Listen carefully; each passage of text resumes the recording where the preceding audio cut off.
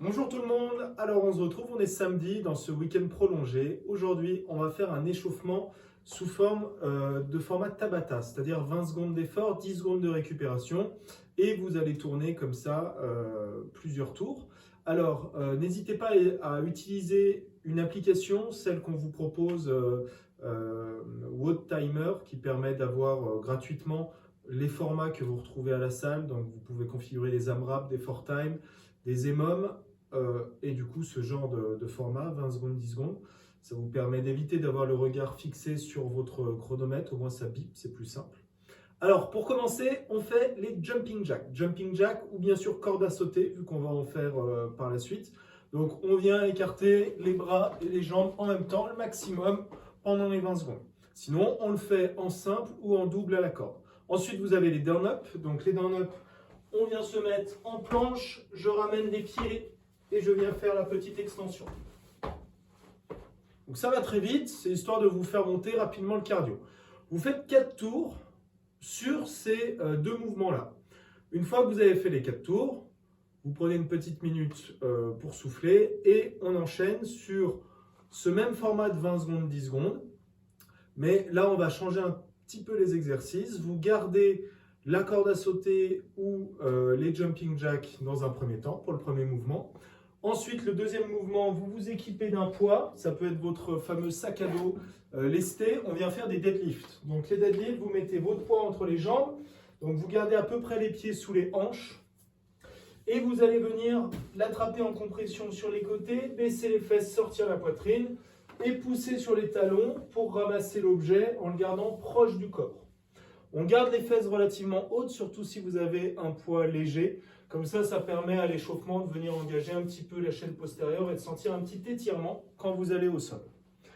Ensuite, vous avez la même chose, mais en rajoutant le tirage. Donc, on fait le high pull avec les coudes au-dessus de la charge. C'est ce que vous faites quand vous faites de l'haltérophilie à la barre. Donc, on essaie de garder les bonnes habitudes.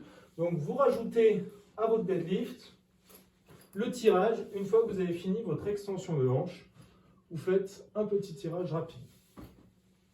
Si ce n'est pas pratique, le poids, n'hésitez pas à le prendre, le sac à dos, par la poignée.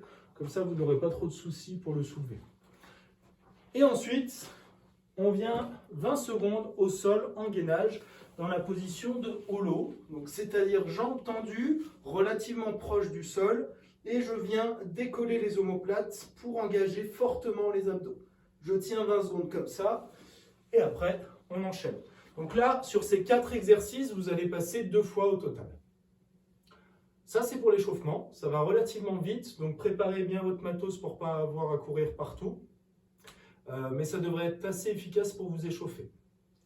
Ensuite, on récupère, on se prépare. Et on va démarrer le Metcon. Le Metcon qui est en 3 parties. Il y a 2 parties identiques au début et à la fin qui devraient vous calmer, a priori. Ça va être les burpees. Donc vous avez 4 minutes où il faut faire un maximum de burpees. Donc là, on donne tout. Je vous rappelle, les burpees, comme les donuts, sauf que je viens m'allonger au sol. Donc je jette mes pieds derrière, je me mets les genoux, hanches, poitrine au sol et je viens remonter pour faire l'extension. Donc on s'allonge, on se relève, le maximum pendant 4 minutes. Attention à ne pas partir en sprint sur 30 secondes et exploser après, il faut arriver à vous gérer. Mais quand même, 4 minutes, vous devez être relativement proche de votre vitesse maximale parce que là, c'est quand même très très court. Il faut que ça brûle dès la première minute et il faut arriver à tenir sur les 4 minutes.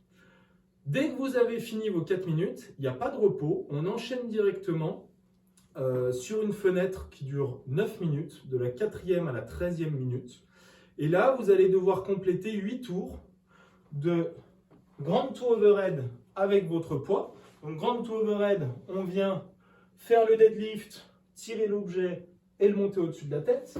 Donc, ça donne ça avec le poids. J'ai bien le dos droit, je fais un joli deadlift au départ. Je viens pousser sur les jambes, tirer sur les bras et tourner au-dessus de la tête. J'essaie d'avoir la charge proche de moi tout le long du mouvement.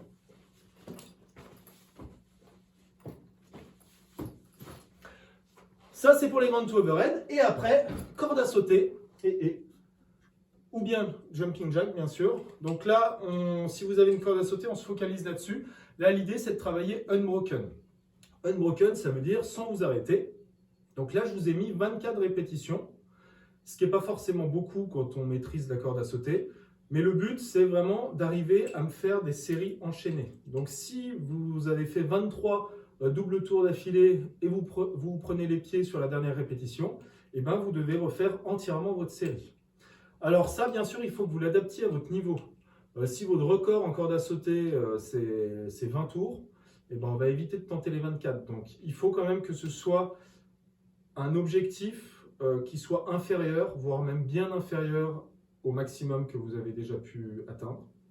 Mais il faut quand même que ce soit compliqué. Il faut que ce soit un petit défi à chaque fois. Il ne faut pas qu'à chaque fois ce soit tranquille. Si vous visez 3 et que vous avez déjà fait 30, bon, bah, ça va être facile à chaque fois. Donc à vous d'étalonner ça. Je vous rappelle, pour la posture sur la corde à sauter, on fait en sorte déjà de sauter bien droit, d'être bien sur les pointes de pied, de ne pas faire de retour arrière ou avant, et surtout d'avoir une posture où vous gardez les épaules assez basses et on essaie de se concentrer sur les poignets.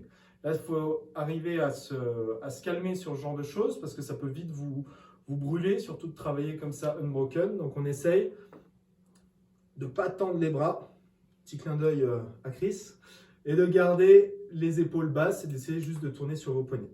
Donc une fois que vous avez fini vos 8 tours, donc vous avez un petit peu plus d'1 minute par tour du coup, a priori, si vous finissez vos 8 tours en 5 minutes, et ben les 4 minutes qui vous restent, donc entre la 9e et la 13e minute, ben ça va être du repos. Donc ça va être une partie variable, la partie du milieu. Ça va dépendre de votre niveau. Forcément, adaptez le poids en conséquence que vous mettez dans le sac à dos. Il faut quand même qu'il y ait un effort aussi de ce côté-là. Et vous adaptez la quantité de cordes à sauter. Donc voilà, vous allez avoir du repos a priori, tout le monde va avoir plus ou moins de repos sur cette partie et dès que vous avez fini cette partie corde à sauter grand overhead, on repasse sur les burpees pour 4 minutes, de la 13e à la 17e minute. Donc là, il n'y a pas de repos, là on rigole moins, là il faut, a priori vous n'allez pas atteindre votre score que vous avez fait au départ, quoique on va essayer. Donc on donne tout, après il n'y a plus rien, c'est la fin de la séance, donc bon courage. Et notez vos scores. Allez, à demain!